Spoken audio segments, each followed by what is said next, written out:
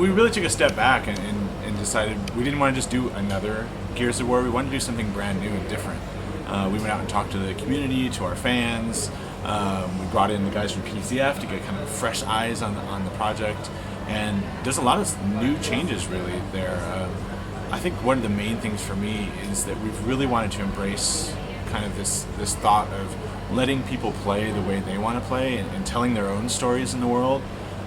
So every time you play, you're going to get a little bit of a different experience because of our new spawn system where the world really changes and the enemies change and you never quite know what you're going to get. Even the characters have different lines of dialogue, both in combat and out of combat. You may hear a side story that you hadn't heard just by replaying it and trying it again. We took a whole brand new point of view from the declassified testimony and really kind of pulled the stories out of the cinematics, putting them into the world itself, giving players the choice whether they wanted to kind of explore new areas, try new things. And while the game is told from the perspective of each of the different characters, you really get a chance to make the story your own by choosing how that story is told. Even in multiplayer, we took that same idea of play it how you want to play. The controls themselves are even more accessible, allowing you to get in faster, move easier, turn any which way. We've added new multiplayer modes that really expand the spectrum of what you could do. Team Deathmatch has always been sort of one of the core experiences where it's kind of two teams going head to head.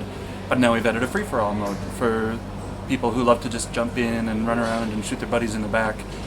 On the opposite end of the spectrum, we've added our new survival mode, which is, for the first time in Gears, it's a class-based cooperative game. So you can really sort of customize the way you want to play as an engineer or a soldier on the front lines, or a medic sort of keeping everyone healed, or a scout who's kind of up top overlooking the entire battle and giving information to everybody else.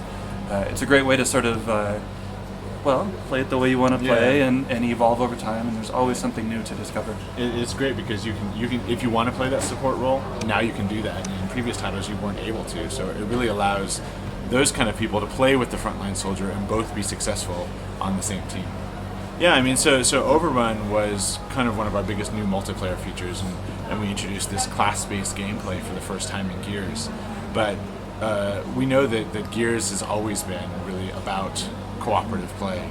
We had our co-op campaign in the first Gears, Horde mode in Gears 2, Beast mode in Gears 3, and so with Gears of War Judgment we're now introducing a new mode called Survival that takes kind of the best elements of all of those different styles and game types and layers them on top of the world of Gears of War Judgment in the context of allowing you to play class-based.